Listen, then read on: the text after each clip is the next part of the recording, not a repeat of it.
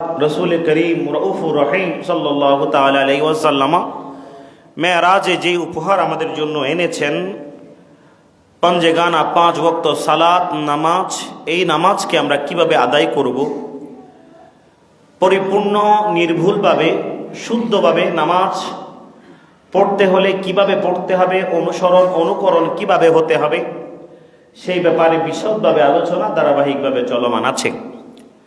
এবং আমি নামাজে প্রবেশ করার আগে প্রথমত একামত, যে একামতে আমরা দাঁড়াই সেই একামত প্রসঙ্গে আলোচনা করেছি। তারপরেও আরও একবার আপনাদের স্মরণ করিয়ে দেওয়ার জন্য আমি একেবারে সামারিটা আপনাদের সম্মুখে আবারও তুলে ধরছি।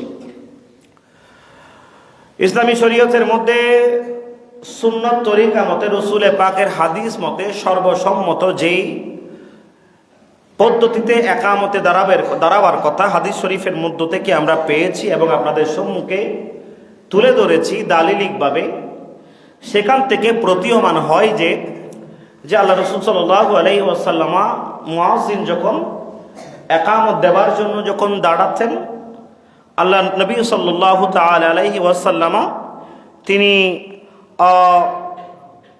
তার হুজরা মা আয়েশার হুজরা থেকে বের হতেন।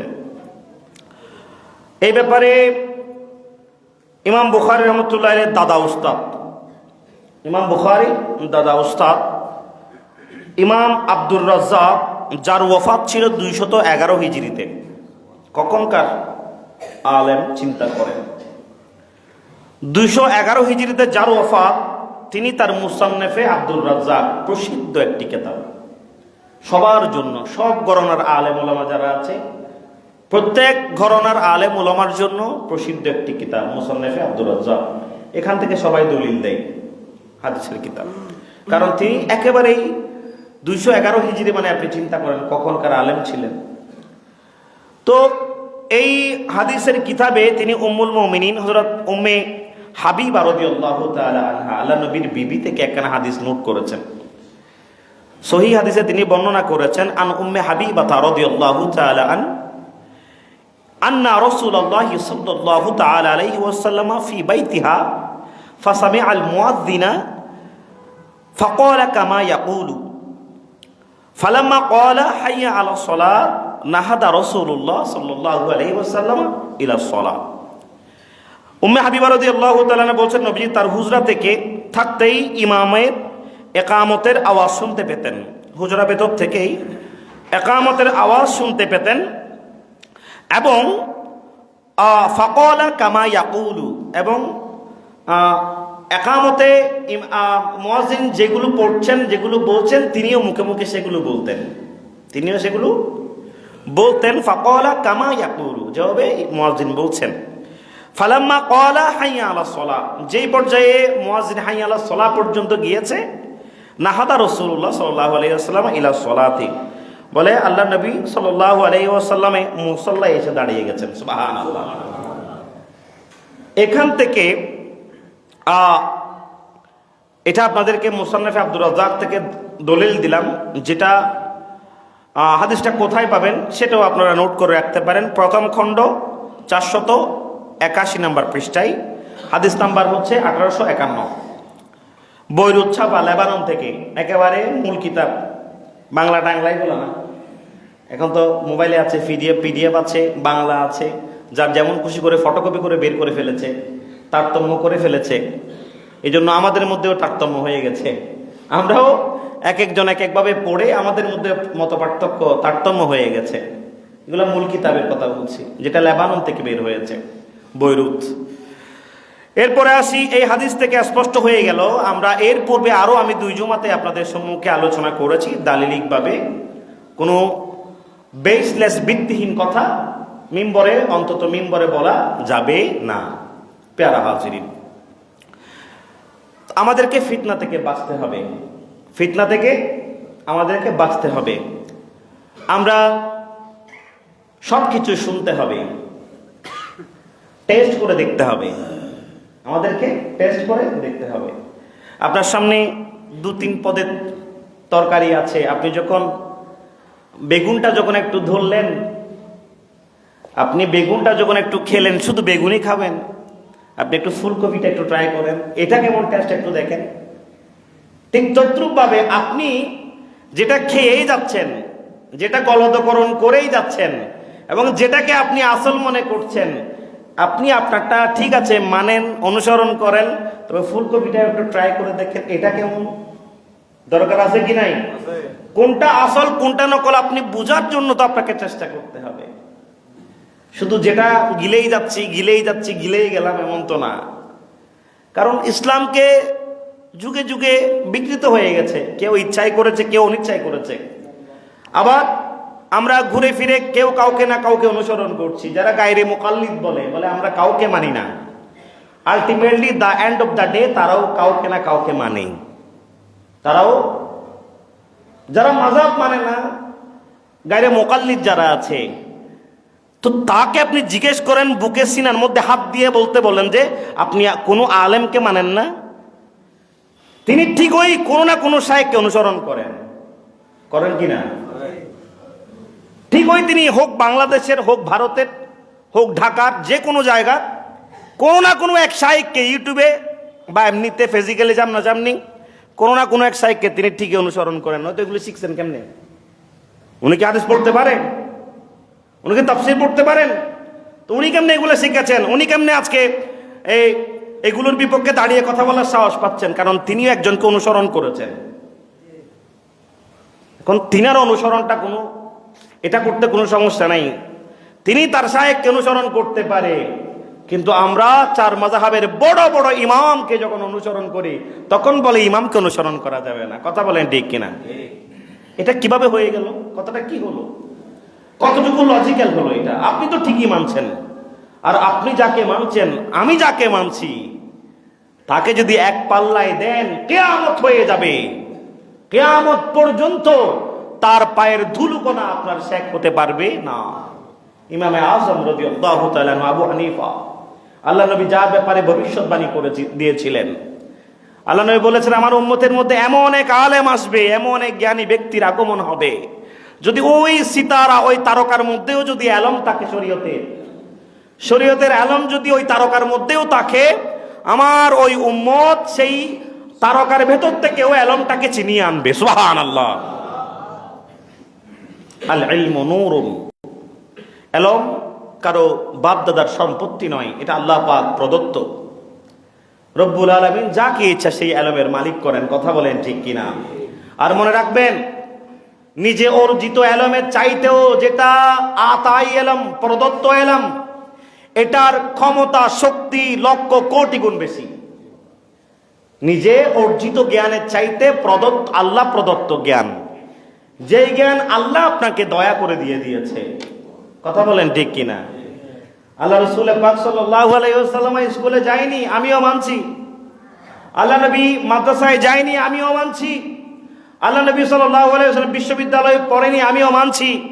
কিন্তু আল্লাহ পাক সুবহানাহু ওয়া তাআলা তাকে তো এমন শিক্ষায় শিক্ষিত করেছেন, আল্লাহর নবীর শিক্ষক ছিল খুদ লা ইলাহা ইল্লাল্লাহ, যিনি আলমের মালিক। আলমের মালিক যার উস্তাদ, আল্লাহ যার উস্তাদ, আল্লাহ যাকে চুনে চুনে একটা একটা ধরে ধরে শিক্ষা দিয়েছেন। নবী আপনি এটা দেখেন, ওইটা দেখেন, প্র্যাকটিক্যালি এনে দেখিয়েছেন, সেখানে আপনি আল্লাহ নবীকেও শিক্ষিত বলার কোনো সুযোগ আছে?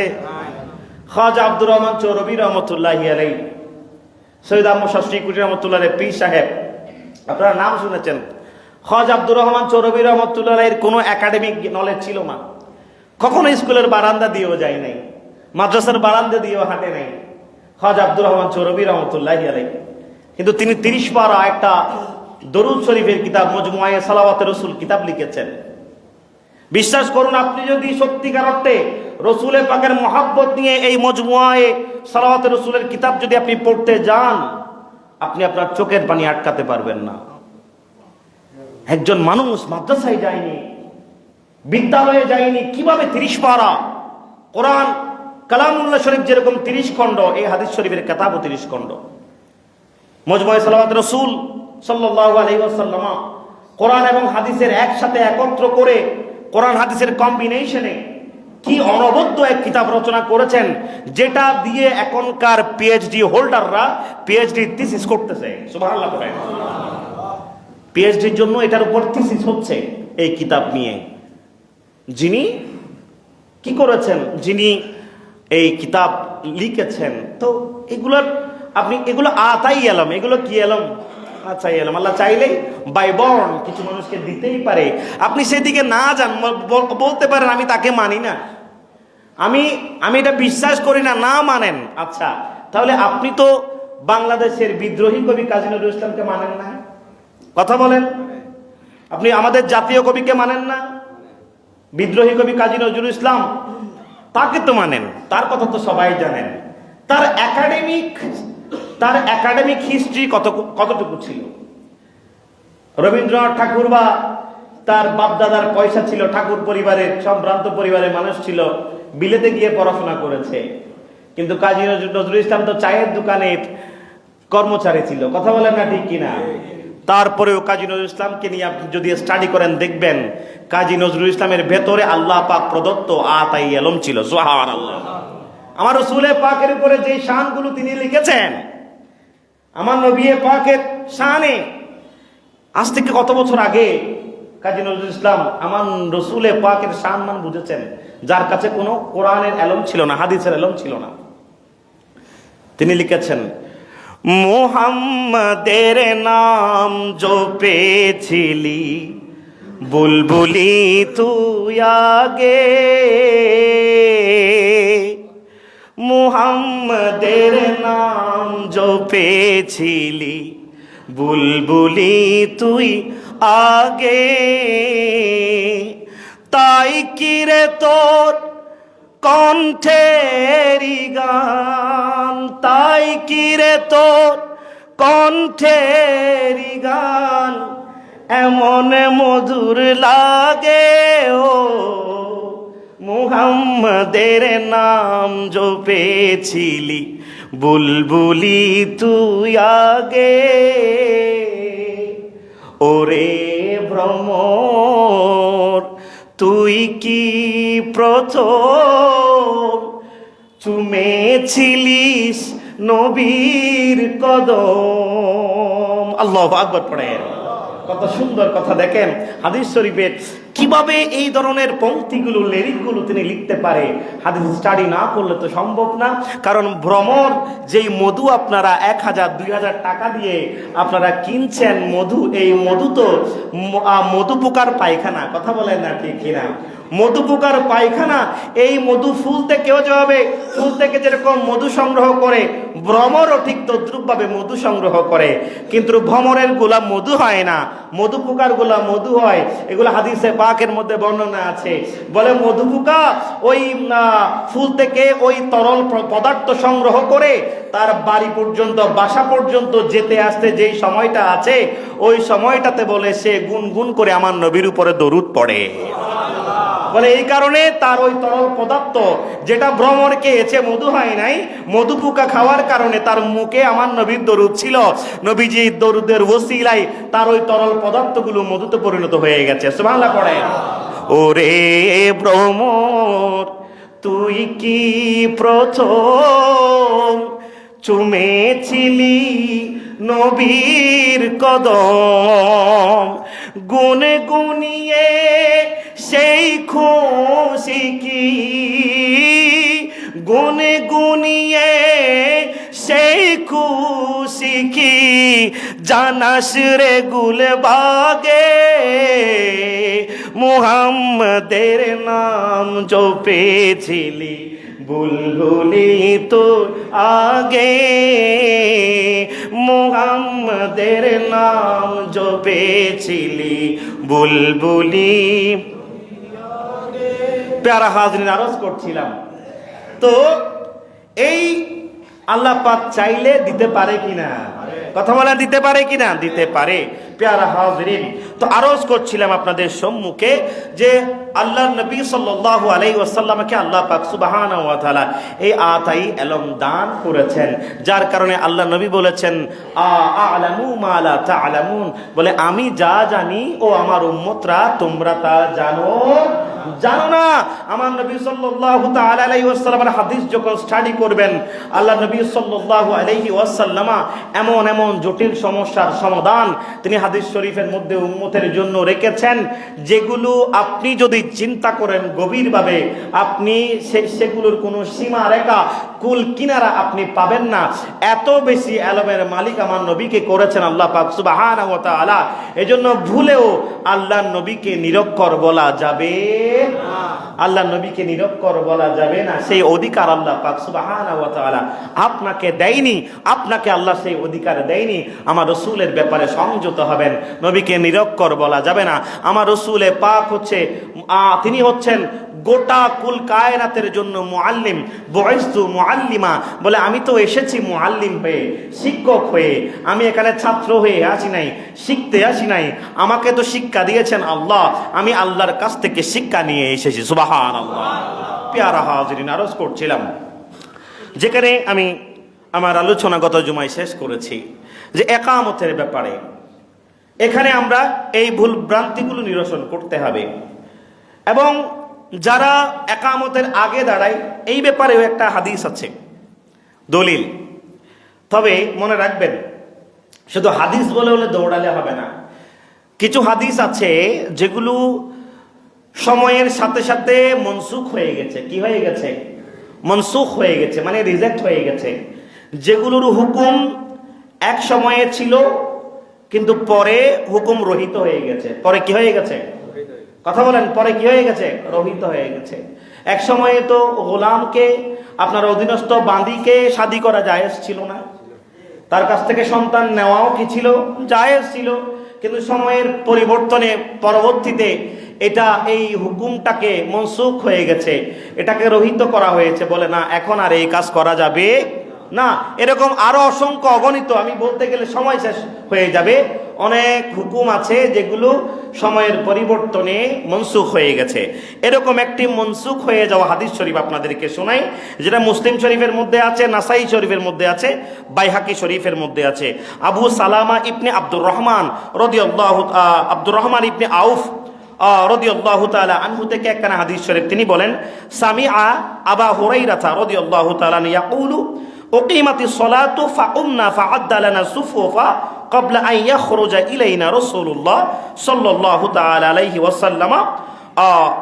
তিনি বর্ণনা করেন আবু হুরায়রা থেকে, আব্দুর রহমান ইবনে আউফ আবু হুরায়রাকে বলতে শুনেছেন, বলে উকিমাতিস সালাত ফাকুমনা ফাআদ্দা লানা সুফুফা ক্বাবলা আন ইয়াখরুজা ইলাইনা রাসূলুল্লাহ সাল্লাল্লাহু আলাইহি ওয়াসাল্লাম। বলে আল্লাহ রাসূল সাল্লাল্লাহু আলাইহি ওয়াসাল্লাম, আবু হুরায়রা বলতেছেন, আল্লাহ রাসূল হুজরা থেকে বের হওয়ার আগেই বলে আমরা কাতার প্রস্তুত করে ফেলতাম। আমরা কি করে ফেলতাম? আমরা কি করতাম? কাতার প্রস্তুত করে ফেলতাম। তো হাদিস বিশারতরা ইমাম ইবনে হাজার আসকালানী রহমতুল্লাহি আলাইহি ফথুল বারির মধ্যে লিখেছেন, বলে এটা হচ্ছে ইসলামের প্রাইমারি যুগের হাদিস বর্ণনা, অর্থাৎ ইসলামের প্রাথমিক যুগে এরকমটা করা হতো। ইসলামের প্রাথমিক যুগে এরকমটা করা হতো। একামত হবার আগেই তারা সফান সফা, তারা সুন্দর করে কাতারবদ্ধ হয়ে যেত। বলে এটা ইসলামের প্রথম যুগের কথা, পরবর্তী যুগে সেটা রহিত হয়ে গেছে। এবং ইমাম ইবনে হাজার আসকালানী রাহমাতুল্লাহ আলাইহি হাদিসের ব্যাখ্যায় তিনি বর্ণনা করেছেন, ওয়া আন্নাহুম কানু ইয়াকুমুনা সাআতা তুকামু সলাতু ওয়ালাউ ইয়াখরুজিন নবী সাল্লাল্লাহু আলাইহি ওয়াসাল্লাম ফানাহাহুম আন যালিক। বলে নিশ্চয়ই তারাও কিন্তু আগের ইসলামের প্রথম নিয়ম অনুযায়ী তারাও এক সময় এরকম করে দাঁড়াতো, আগে ভাগে দাঁড়িয়ে যেত। বলে আল্লাহ নবী সাল্লাল্লাহু আলাইহি ওয়াসাল্লাম কি করেছেন?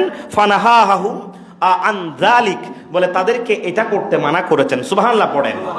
বলেছেন আমি আসবো, হাইয়া আলা সলাহ বলবো, দাঁড়াবো, তারপরে তোমরা হাইয়া আলা সলাহ শুনে সবাই দাঁড়াবে। এগুলো আমাদেরকে এভাবে রাসূলের পাকের সুন্নাত তরিকা মতে আমল করতে হবে। সকলে পড়ি আমিন। প্যারা হাজরিন, নামাজের মধ্যে দাঁড়িয়ে আমাদের আরেকটি কাজ হচ্ছে তাকবীরে তাহরিমা, যেটা ফরজ। যেটা কি ফরজ। এই তাকবীরে তাহরিমা নিয়ে তেমন কোনো মত পার্থক্য নেই। সবাই মোটামুটি তাকবীরে তাহরিমা বেদেই তো নামাজ পড়ে। কথা বলেন ঠিক কিনা? এজন্য এটা নিয়ে বেশি কিছু বলার প্রয়োজন নেই, কারণ এটা নিয়ে কোনো মত পার্থক্য নেই, বিভেদ নেই। তবে আরেকটা জায়গাতে বড় সড় বিভেদ আছে, সেটা হচ্ছে কেরাতু খালফাল ইমাম। ইমামের পেছনে কেরাত করবো কিনা। আমরা যখন ইমামের পেছনে নিজে যখন পড়বেন তখন তো কেরাত পড়তেই হবে, আপনার কেরাত তো আর অন্য কেউ পড়বে না, কিন্তু ইমামের পেছনে যখন নামাজ পড়বেন তখন আপনি কেরাত পড়বেন কিনা, এটা নিয়ে আবার বড় মত পার্থক্য আছে, এটা নিয়ে বিভেদ আছে, এক একজন এক এক মতকে অনুসরণ করেন। তবে সহি এবং সর্বসম্মত বিশুদ্ধ বর্ণনা কোনটা, সেই ব্যাপারে আমাদের মধ্যে ধারণা অনেকের হয়তো কমও থাকতে পারে। এই জন্য আমি এই বিভেদের দেওয়ালটা যাতে উঠে যায়, আমাদের অনুভূতির উপলব্ধির জায়গাটা যাতে পরিপূর্ণ হয়, তার জন্য কয়েকটি হাদিস আপনাদের সম্মুখে আরজ করব। প্যারা হাজিরিন, ইমাম আবু হানিফা, ইমাম শাফিঈ, মালিকি, আহমদ ইবনে হাম্বল রাদিয়াল্লাহু তাআলা আনহুম, তারা চারজনের ঐক্যমতের ভিত্তিতে যে প্রমাণিত ইমামের পেছনে কোনো কেরাত নেই। ইমামের পেছনে কি নেই? কোনো কেরাত, ইমামের পেছনে কোনো কেরাত নেই। তবে এই ব্যাপারে যারা এটাকে অনুসরণ করে না তারা কেবল গায়রে মুকাল্লিদ। যারা গায়রে মুকাল্লিদ আছেন তারা এই ব্যাপারে প্রচুর বিরোধিতা করেছেন এবং তারা ইমামের পেছনে কেরাত পড়াটাকে তাদের জন্য জায়েজ বা সিদ্ধ করে নিয়েছেন।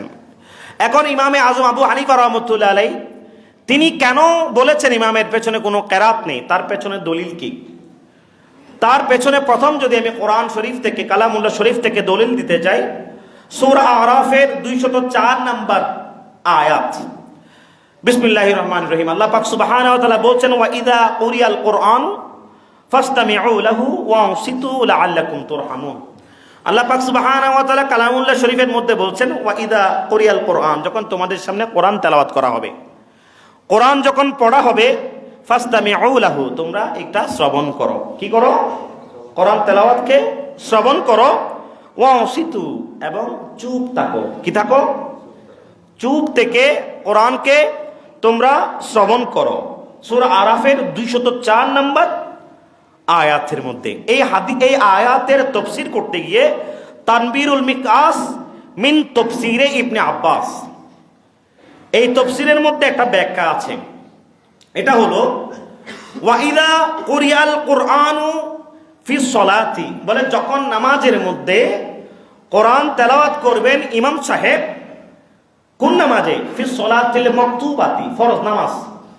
ফরজ নামাজের মধ্যে যখন ইমাম সাহেব কেরাত পড়বেন, তেলাওয়াত করবেন, ওয়াসতামিউ লাহু কিরাআতিহি, বলেন ইমাম সাহেবের কেরাতকে তোমরা শ্রবণ করো। কেরাতকে কি করবে? শ্রবণ করবে। ওয়ানসিতু বিকিরাআতিহি, এবং তার কেরাত শ্রবণ করে তোমরা চুপ থাকো। এবং কি থাকো? চুপ থাকো। ইমাম আজম আবু হানিফা রাহমাতুল্লাহ প্রথমত আমল করার জন্য আগে হাদিস নাকি কোরআন? কথা বলেন, আগে কি? কোরআন না? ইসলাম 4টা বিষয়ের উপরে দাঁড়িয়ে আছে। ইসলামের হুকুম, আহকামে শরিয়া। একটা হচ্ছে কিতাবুল্লাহ, 2 নম্বর হচ্ছে সুন্নাত রাসূলিল্লাহ, 3 নম্বর ইজমাউল উম্মত, 4 নম্বর হচ্ছে কিয়াস। এই 4টা বিষয় থেকে ইসলামের হুকুম আহকাম বের হয়।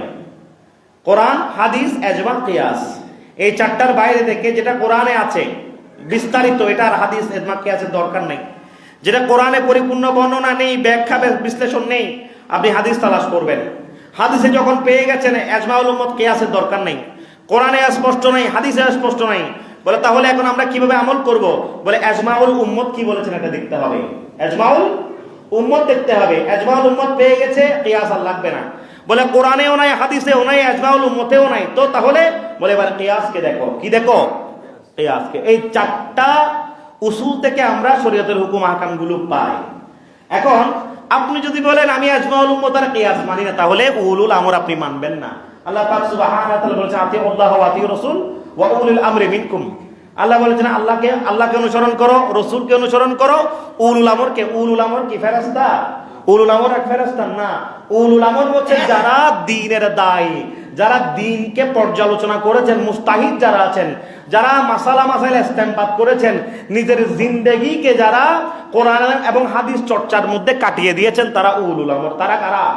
উলুল আমর আমাদের ইমাম বুখারী রাহমাতুল্লাহ আলাইহি, ইমাম মুসলিম, নাসাই, আবু দাউদ, তিরমিজি, ইমাম আবু হানিফা, শাফিঈ, মালিকি, হাম্বলি, তিনারা হচ্ছেন উলুল, কথা বলেন, উলুল আমর। গৌসে পাক আব্দুল কাদের জিলানী, খাজা মাঈনুদ্দিন চিশতি সঞ্জিরি আজমিরি, তারা হচ্ছেন কথা বলেন উলুল আমর। ইমামে আহলে সুন্নাত কাজী আল্লামা নুরুল ইসলাম হাশেমি রহমতুল্লাহ আলাইহি, হযরত আজিজুল হক শেরে বাঙ্গালা রহমতুল্লাহ আলাইহি, কারণ তারা তাদের জ্ঞানের মাধ্যমে এমন জ্ঞানের কোরআন হাদিসের ভেতরে এমনভাবে জ্ঞানের পিপাসু হয়ে ডুব দিয়েছেন, তারা সেখান থেকে মণিমুক্তা বের করে এনেছেন। কি করেছেন? মণিমুক্তা বের করে এনেছেন। সবার পক্ষে কি মণিমুক্তা বের করা সম্ভব? কথা বলেন সম্ভব? যদি সম্ভব হতো তাহলে ডুবুরি আলাদা রাখতো না। সাগরে তো আমিও ডুব দিতে পারবো, আপনিও ডুব দিতে পারবেন। আমি ডুব দিলে 10 মিনিট বাদে আমি মরা ভেসে উঠবো, আপনি ডুব দিলে তো আপনাকে খুঁজে পাওয়া যাবে না। তো বলে হবে না, কাকে লাগবে? বলে স্পেশাল ট্রেনিং প্রাপ্ত ডুবুরিদেরকে লাগবে। কাদেরকে লাগবে? ডুবুরি। সাগর থেকে মুক্তা আনা সবার পক্ষে সম্ভব নয়। তো আপনি কোরআন হাদিস থেকে কেমনে আপনি কোরআনের মুক্তা বের করবেন, হাদিসের মুক্তা বের করবেন? এগুলো কিছু স্পেশাল ট্রেনিং প্রাপ্ত কিছু মানুষ আছে যাদের সেই দক্ষতা কার্যক্ষমতা আছে, তাদেরকেও আমাদের অনুসরণ করতে হবে। যারা এটা অনুসরণ করে না তারা কোরআনের এই আয়াতকে অনুসরণ করে না। উলুল আমর, এই জন্য আমরা উলুল আমরকে অনুসরণ করি। কথা বলেন ঠিক কিনা? এটা আমরা কোরআনের অনুসরণ করি। আচ্ছা, যাই হোক, যেটা আরজ করছিলাম, তো উলুল আমর মানতে হবে। এখন আমরা যেহেতু প্রথমে কোরআন পেয়ে গেছি, আমরা ইমামের পেছনে কেরাত পড়া না পড়ার ব্যাপারে আমরা কোরআনের দলিল পেয়ে গেছি। কোরআন আল্লাহ বলতেছেন যে যখন ইমাম কেরাত পরিবেশন তেলাওয়াত করবে, ফাসতামিউ লাহু ওয়ানসিতু, তোমরা চুপ থাকবে এবং ওই কোরআন তেলাওয়াতকে তোমরা শ্রবণ করবে। তাহলে আমরা স্পষ্টত দলিল পেয়ে গেলাম। এরপরে আমাদের আর কিছু হাদিস শরীফ এসেছেন, যে হাদিস খানা মুসলিম শরীফের মধ্যে আছে এবং মুসনাদে আহমদের মধ্যেও আছে। পেয়ারা হাজরিন, তিনি বলছেন আবু মুসা আশআরী ক্বালা আল্লিমনা রাসূলুল্লাহ সাল্লাল্লাহু আলাইহি ওয়াসাল্লাম, তিনি বলছেন আল্লাহ নবী আমাদেরকে শিক্ষা দিয়েছেন। ক্বালা, আল্লাহ নবী আমাদেরকে বলেছেন, ইযা কুমতুম ইলা সলাতি, যখন তোমরা কি করবে? নামাজের জন্য দাঁড়াবে। ফালিয়াম্মাকুম আহাদুকুম, একজনকে তোমরা ইমাম বানাবে। ওয়া ইযা ক্বারা আল ইমামু, আর যখন ওই ইমাম যখন তেলাওয়াত করবে, ফাসিতু, তোমরা চুপ থাকবে। সুবহানাল্লাহ পড়েন, আরো জোরে পড়েন সুবহানাল্লাহ। পেয়ারা হাজরিন, এই বর্ণনাটা মুসলিম শরীফের মধ্যে এরকম এসেছে, ওয়া ইযা কুরিয়া ফানসিতু ফানসিতু। মুসলিম শরীফের মধ্যে ইমাম মুসলিম এভাবে বর্ণনা করেছেন, যখন কোরআন তেলাওয়াত করা হয় তখন তোমরা এটাকে শ্রবণ করবে। আবু হুরায়রা থেকে মরফু হাদিসে আরেকখানা বর্ণনা এরকম এসেছে, ইন্নামা জুইলাল ইমাম লিউতাম্মা বিহি ফাইদা কাব্বারা ফাকাব্বারু ওয়া ইদা কুরিয়া ফানসিতু। আল্লাহ নবী সাল্লাল্লাহু আলাইহি ওয়াসাল্লাম থেকে বর্ণনা করেছেন যে যখন ইমাম নিযুক্ত করা হয়, ওই ইমাম ফাইদা কাব্বারা, যখন তাকবীর বলবে, ফাকাব্বারু, বলে তোমরাও তাকবীর পরিবেশন করো, তাকবীর দাও। ওয়া ইদা কুরিয়া, যখন তিনি কোরআন তেলাওয়াত করবেন, বলে ফানসিতু, তোমরা চুপ থাকো। সুবহানাল্লাহ পড়েন। এই হাদিস কানা এই একই বর্ণনা ইমাম আহমদ রাহমাতুল্লাহ আলাইহি, ইমাম আবু দাউদ রাহমাতুল্লাহ আলাইহি, ইমাম ইবনে মাজাহ রাহমাতুল্লাহ আলাইহি, ইমাম নাসাই রাহমাতুল্লাহ আলাইহি এই হাদিসটা বর্ণনা করেছেন এবং ইমাম মুসলিম হাদিসটাকে সহিহ বলেছেন। সুবহানাল্লাহ পড়েন। কথা বুঝতে পেরেছেন? কথা বুঝতে পেরেছেন? তাহলে আমরা এখান থেকে, এই বর্ণনা থেকে আমরা কি পেলাম? আমরা কি উপলব্ধি করলাম? যে ইমাম যখন কেরাত পরিবেশন করবে তখন ইমামের কেরাতটাকে মনোযোগ সহকারে এটা শ্রবণ করতে হবে। এই ব্যাপারে আমাদের মধ্যে আরও কিছু বর্ণনা আছে। বলে আমরা ইমাম শাআবী রহমতুল্লাহ আলাইহি, ইমাম শাআবী রহমতুল্লাহ আলাইহি বলেন, আমি বদর যুদ্ধের মধ্যে যে 313 জন সাহাবা অংশগ্রহণ করেছে, এই বিষয়টা নিয়ে, এই কেরাতু খলফাল ইমাম, ইমামের পেছনে কেরাত পড়বে কিনা, বলে এটা নিয়ে যখন মানুষের মধ্যে পরে বিভ্রান্তি চড়াচ্ছে, আমি বদর যুদ্ধে অংশগ্রহণকারী 313 জন সাহাবার মধ্যে 70 জন সাহাবার দ্বারস্থ হয়েছিলাম। কয়জন? কথা বলেন, কয়জন? 70 জন সাহাবা। ইমাম শাআবী রাহমাতুল্লাহ তাবেঈ ছিলেন। তিনি বলতেছেন, আমি এই বিষয়টাকে একটু ক্লিয়ার করার জন্য, ইমামের পেছনে আমরা অনেকে দাঁড়ালে তো এই ইমামের পেছনে দাঁড়াচ্ছে, কিন্তু তার মুখ দিয়ে ধোঁয়া বের হচ্ছে। ইমাম রুকুতে যাওয়ার আগে সে তাড়াতাড়ি সূরা শেষ করতেছে। ইমাম রুকুতে যাওয়ার আগে আমরা অনেক জায়গায় মসজিদে নামাজ পড়তে গেলে কারোর পাশে দাঁড়িয়েছি, তো তিনি আমার পাশে, তিনি দাঁড়ানো, আমিও তো ইমামের পেছনে একটা করতেছি। এখন তিনি যে কি ভরা করতেছে বুলেটের মতো, কেন ইমাম কোনো রুকুতে চলে যায় নাকি? তো তুমি বাবা একটা যাই তো বিহাদাল ইমাম কেন বলেছো? কেন বলেছো? তুমি ওই ইমামকে অনুসরণ করছি, তুমি কেন বলেছো? ইমামকে যখন অনুসরণ করে ফেলেছো, তার ইমামের কেরাত এটা তোমার কেরাত। সুবহানাল্লাহ পড়েন।